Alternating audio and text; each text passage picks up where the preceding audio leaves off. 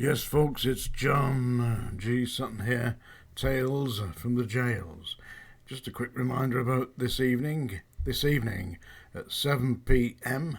here on Tuesday, the 31st of January in the year 2023.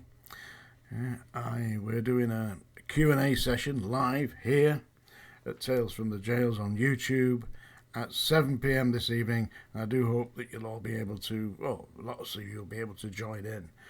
So if you've got some questions you want to ask, and we can have a brief discussion here, I'll do my very best to answer the questions as they come flying at me. And if you've got any comments, you can leave your comments down below.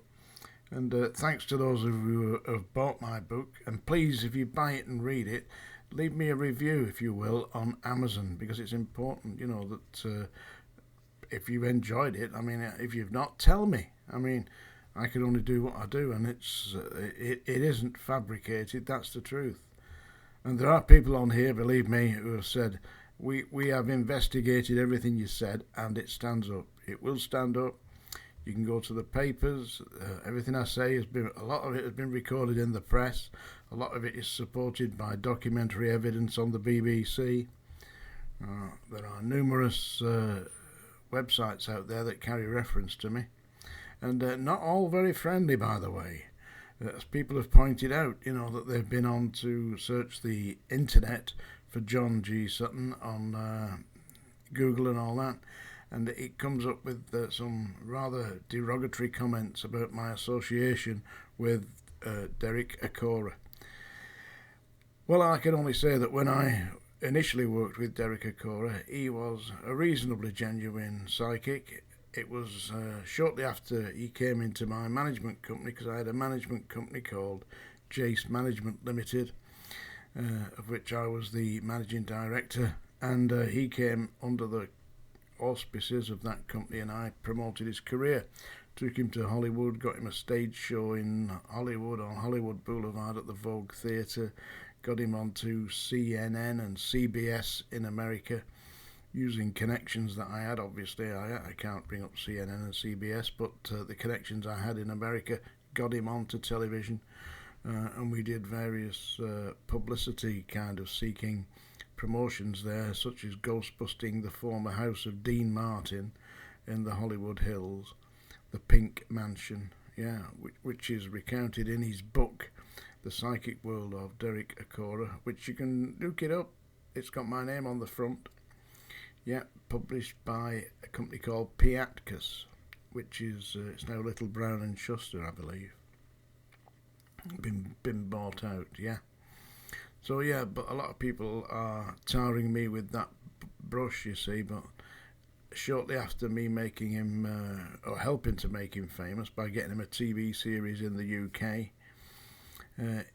he went completely show business diva and started acting daft, pretending to be, possessed by strange spirits like the ghost of Tutankhamun and stuff like that. Pretended to be a mummy.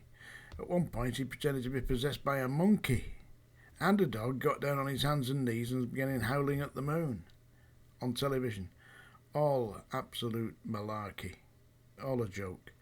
He did one scene, as you no doubt will infamously remember, where he was supposedly taken over by the spirit of the highwayman Dick Turpin, and which he started shouting strange things like "Mary loves Dick" and stuff like that. It was all done for a bet, no doubt about it.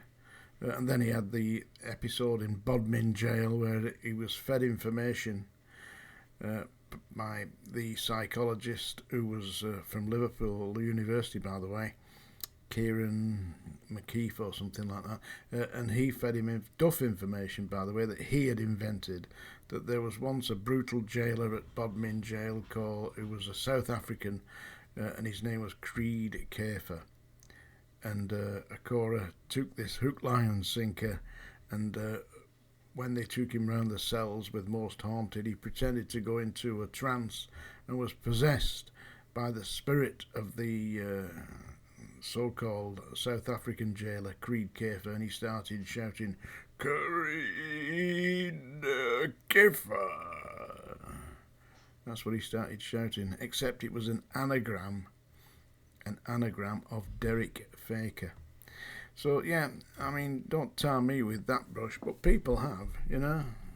And for 27 years, I was the feature editor of a newspaper called Psychic World, which was the national monthly journal of spiritualism, absolutely representing the spiritualist church, and of which Akora was not a member. He was not a member. He never go to the spiritualist church, but he claimed on television interviews that he was a spiritualist. He wasn't a spiritualist. One of the basic tenets of spiritualism is that as you reap, so will you. As you sow, so shall you reap. You know, that's it. And he just didn't do it. Didn't accept responsibility for his lies. Another horrible fact. I mean, this is what a thief he was. A thief. Seriously. The book, I wrote him the book and I got him a publisher because I had a literary agent, you see, because I'd written loads of books. You go onto Amazon and put my name in, John G. Sutton. Loads of books out there. So I wrote this book for him, The Psychic World of Derek Akora. And he started acting like a madman. So I said, I've had enough of this. You know, I'm not handling your career anymore. That's it, finished. Go on your bike. Leave me alone. And I just sacked it off and got on with what I was doing, you know, writing and all the rest of it. And when the book came out, when the book was published, he took from the publisher 500 copies of the book and didn't pay for them. So the publishers sent me an invoice. I'd given no authority for them to do it, but they deducted the cost of these 500 books from my royalty payments. That's after I'd written the book and taken him to Hollywood, got him his TV series, got him on a #1 theatre tour, put him on at the Liverpool Empire, which is a 2,000-seat #1 theatre circuit venue. Introduced him to the Moss Empires, that's who own all the theatres, and in return for that he stole 500 books and got me the bill. Anyway, this evening at 7 p.m. we will be here. I also had somebody communicate with me about soldiers, former servicemen, being held in British prisons, saying that it's an absolute disgrace that they're after serving their country, you know, that they're being locked up. Unfortunately, I mean, I've seen this over many years, that and it happened a lot when I was in Germany with the British forces, that the army provided you with virtually free alcohol. It was nearly free, you know, you could have as much as you want, and free cigarettes, so that by the time you'd finished, you know, say you'd done 15, 20 years in the military, you were knackered. You know, you were an alcoholic wreck because you've been smoking all these cigarettes that were virtually free and drinking all this booze. And the big booze drink at the time was Bacardi and Coke, if memory serves me well, yeah? People were necking a bottle of that a day. And so at the end of it, by the time they got to be like 40 and they were out of the army, you know, time to go, yeah, they were a wreck, unemployable. And don't forget, in the military you become institutionalized. You're given your food, you get 3 meals a day, you've got somewhere to live, you don't have to worry about anything. Just go out there and do what you're told. You know, you carry that gun, go and walk around the streets of Belfast or whatever, yeah? And soldiers were doing that. So it's not surprising that when they come to the end of the service, that they are not equipped to deal with society. I mean, I did 5 years. I purchased my discharge after 5 years because my father died, and somebody had to look after the family. So being the eldest, that was my job. But I came out after 5 years in the military, completely different world. I mean, don't forget, in the military, if I told somebody to do something as an NCO, they did it. And if they didn't do it, then all hell broke loose. Well, it did when I did it anyway. Yeah, so if I said, you go and do that, they hadn't got a choice. Now, you come into society as I did, after 5 years and telling people what to do, and I got a job as the head of security for a chain of stores, and they had a couple of young men there who were, they were just being young lads. Except when I told them to do something, they didn't. Oh, pass off. We're not doing that. Well, that was the wrong answer, So what do? Get the hand, grip them by the front of the jacket, lift them off the floor, put them against the wall, and say, "When I tell you to do something, boy, you will do it." Eh? Well, you'd think if they got nerve enough to tell me to piss off, they'd be a man about it, wouldn't you? No. Ran straight out the factory, straight out the big warehouse that they had, home to his mummy, and then his mum come in complaining about me. Your head of security's been picking on my boy. Look what's happened to him. He's crying, See, the directors called me and said, we appreciate, that you're enthusiastic about doing this, but you can't do that. I said, I'm telling you, this guy's trouble. Anyway, about a month passed, and this young lad, who obviously thought he could get away with it by now, armed himself with a big lunk of wood that had a nail through the end of it, and he went after the warehouse manager, threatening him with this big lunk of wood. They dismissed him on the spot. I mean, what else can you do? Can't have your warehouse manager nailed to the floor, can you? That was it. One rule for him, one rule for us. Right. Anyway, that's enough of my rant for today. But the soldiers getting locked up in prison, it's diabolical. I agree. There should be a rehabilitation plan for all soldiers who are leaving the military so that they can be reintegrated into society. Because it ain't that straightforward when you've been in the army, because the army is a real institution and it takes over your life. Anyway, I am now going to torture you all. I've got the song dinger somewhere. Hang on. It's over here. My wife keeps tidying this office up. Keep telling her to leave it alone. Anyway, here we are. Yeah. Whoops. No doubt you've all seen it, folks. That flash of light across the horizon, that was Larry. This evening, 7 p.m, don't forget.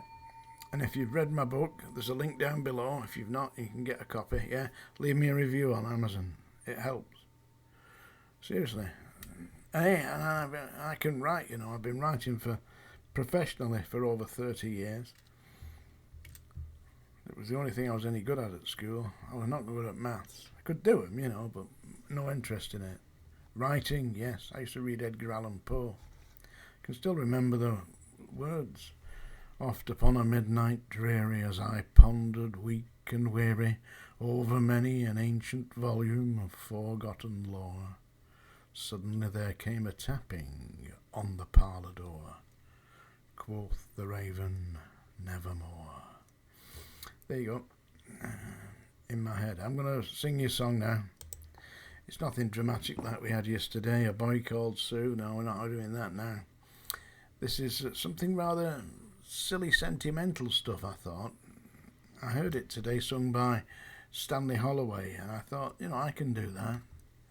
So, this is If You Were the Only Girl in the World.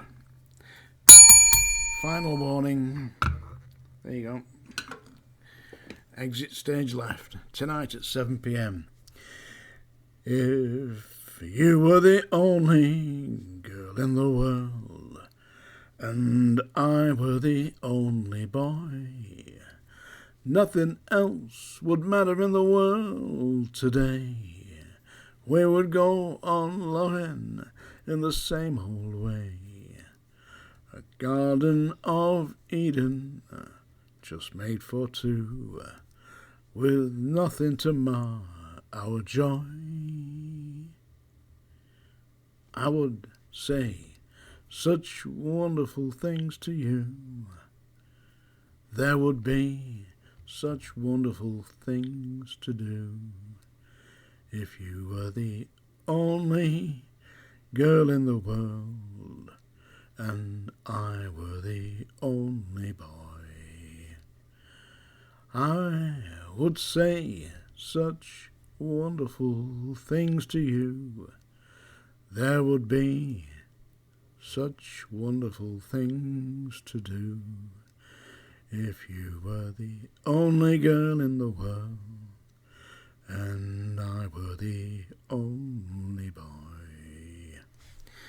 There you go. That's your lot, as they used to say. Wilfred Pickles used to say that, didn't he? That's your lot. Mabel, put the money on the table. Wilfred Pickles, yeah. I liked him in Billy Liar. Did you see him in that? With Tom Courtenay. One of my favourite films, that, Billy Liar. I read the book. I liked Keith Waterhouse. Anyway, thanks very much, folks. I'll see you tonight, 7 p.m. Bye now.